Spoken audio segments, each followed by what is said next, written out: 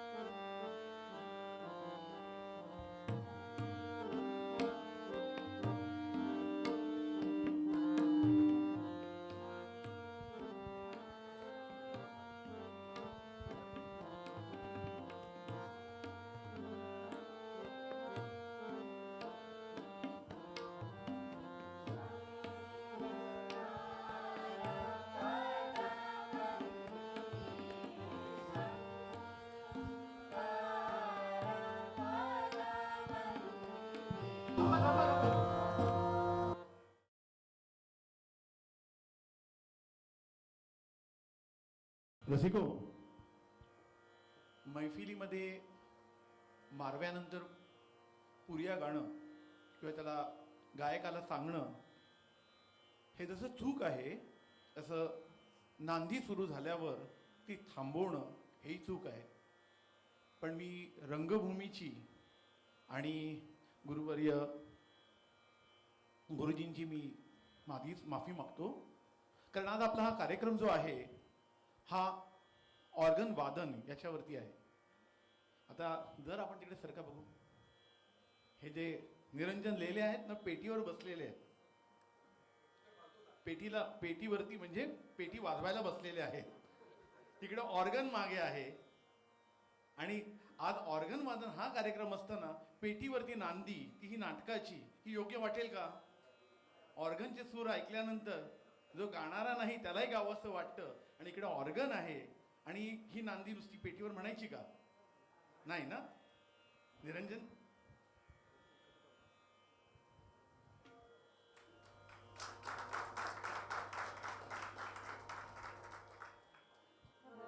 बघा कसा काय वाटतो. चला सुरू करा.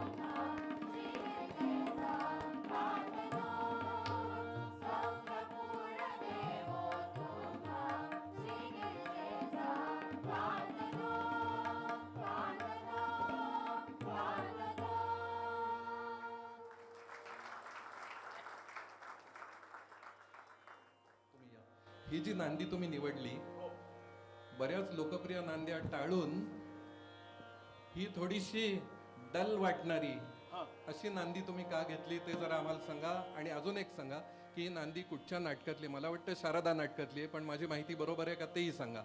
ही नांदी शारदा नाटकातली आहे. 1899 साली शारदा हे पहिलं सामाजिक संगीत नाटक आलं. आणि ही नांदी घ्यायचं कारण एवढंच की नमन नटवरा, पंचतुंड हे आपण नेहमीच ऐकतो. पण मी बोरकर बुवांना पहिल्या लहानपणापासून बघत असल्यामुळे त्यांना काका शब्द सारखा तोंडात येतो. तर मी चुकून काका म्हणाल तर क्षमा करावं. तर ही नांदी जी आहे शारदा नाटकातली, ही लोकांना साधारण ऐकायला मिळत नाही, म्हणून घेण्याचं हे प्रयोजन होतं. आणि दुसरी गोष्ट, ऑर्गन वादन गुरुवर्य वष्टांकडून गुरुवर्य बोरकर बुवांकडे आलं.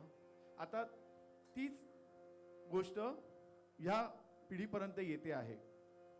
तसंच या जुन्या नांद्या ज्या आहेत, जुन्या जुन्या नाटकातल्या, त्याही नवीन पिढीला कळाव्यात, नवीन आपल्या रसिकांना कळाव्यात, म्हणून घेण्याचं हे प्रयोजन. सुरुवातीला नांदी जेव्हा सुरुवातीला सादर झाली तेव्हा 12 मात्राचा चौताल होता का तो? हो, 12 मात्राचा चौताल हा, होता. आणि त्यानंतर ताल वेगळा होता. तो त्रिताल होता. हा, तर हा जो चौताल आहे हा पखवाजवर साधारणपणे वाजवला जातो असं आहे का? का नाही, तबल्यावर? त्या काळामध्ये पखवाज नसायचा, तबलाच असायचा, पण मोठ्या तोंडाचा असायचा. हा, आणि एक थोडीशी आठवण सांगतो, यांना आपण ओळखतच असाल. इथे मी नेहमी येतो, सगळे श्रोते मला ओळखतात, कारण अनेक वर्ष या ठिकाणी आम्ही कार्यक्रम सादर करीत आलो. पण आपलं आधी मी आज स्वागत का करतो? एक मिनिट थोडीशी आठवण सांगतो. शारदा या नाटकावरून नाशिकला प्रयोग होता. त्यावेळी इंग्लिश लोकांची सत्ता आपल्यावरती होती. आणि जॅक्सन या इंग्रज अधिकाऱ्याला ज्यांनी गोळी घातली त्याचं नाव होतं अनंत कान्हेरे. हे त्यातले नाही आहेत. ते कान्हेरे या नावाचा थोडासा मी अर्थ लावलाय. ते माझे अण्णाव बंधू. हा. आणि कान्हेरे या आडनावाचा मला अभिमान त्याकरता आहे की एक फार मोठा क्रांतिकारक, त्याचंही आडनाव आणि माझंही आडनाव एकच आहे. बरोबर. ही फार समाधानाची गोष्ट आहे. एवढंच बोलतो, ठीक आहे, अजून ठीक. काय मी सांगू. आणि हा जो प्रसंग आहे, आपण बालगंधर्व चित्रपट पाहिला असेल, त्यामध्ये शारदा नाटकच नाशिकमध्ये चाललेलं असतं. आणि ते नाटक चालू असताना जॅक्सनला अनंत कान्हेरेंनी गोळ्या घातलेल्या असतात. हा प्रसंग आपल्याला आठवत असेल. कान्हेरे एकंदर धाडसी असतात म्हणजे. असो, तर आता आपण पुढे जाऊया. पुढे जाऊया. आता निरंजन लेले आपल्याला 2 नाट्यपदं ऐकवणार आहेत आणि ती अत्यंत लोकप्रिय आहेत. निरंजन यांनी आपल्या बोरकर गुरुजींकडे बरीच वर्ष अतिशय चांगल्या पद्धतीने विद्या घेतलेली आहे. बोरकर गुरुजी देणारे आहेत आणि त्यांचे शिष्य घेणारे आहेत. आणि या देवाणघेवाणीमध्ये कुठेही कधीही त्रास तर जाऊ देच, पण ही नुसती विद्येची देवाणघेवाण नाही आहे, ही प्रेमाची देवाणघेवाण आहे. आणि अनेक वर्ष हे निरंजन तर आहेत, सुधीर नायक आत्ता मी पाहिले त्यांना आत आलेले. किती म्हणजे नावं जर घेतली इथे आपल्या बोरकर गुरुजींच्या शिष्यांची, तर इथे मला 10 मिनिटं त्यासाठी द्यावी लागतील, इतकी ती नावं बरीच आहेत. आणि पुन्हा या सगळ्यांनी आणखीन शिष्य घडवायला सुरुवात केलेली आहे. इतकी उज्ज्वल परंपरा आहे, हे या ठिकाणी मला सांगायचं आहे. आणि जेव्हा आपण मुलाखत घेऊ बोरकर गुरुजींची, तेव्हा अर्थात ज्यांची प्रतिमा आपण समोर पाहत आहात असे आदरणीय गुरुवर्य विष्णुपंत वष्ट, त्यांची प्रतिमा आहे. आणि त्यांच्याबद्दलची माहिती खुद्द बोरकर गुरुजी आपल्याला देणार आहेत. तर आता निरंजन यांना मी विनंती करतो की त्यांनी जी 2 नाट्यगीतं निवडलेली आहेत, मी कुठली ते सांगत नाही, आपण ती जेव्हा ऐकाल तेव्हा कुठली गीतं आहेत ते आपल्याला लक्षात येईल. इथे मला असं सांगितलं की गुरुवर्य वष्ट यांना पुष्पहार अर्पण करायचा राहिलेला आहे. तर आपण आता आधी गुरुजींना या ठिकाणी बोलवू, बोरकर गुरुजींना.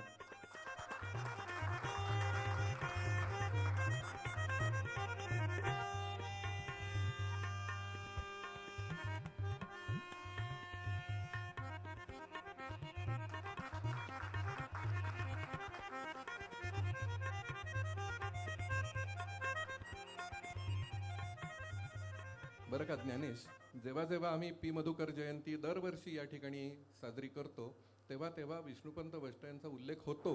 पण त्यांच्याबद्दलची माहिती तितकी मिळत नाही लोकांना जितकी पी मधुकर यांच्याबद्दलची माहिती मिळते. आज तो सुयोग चांगला आहे.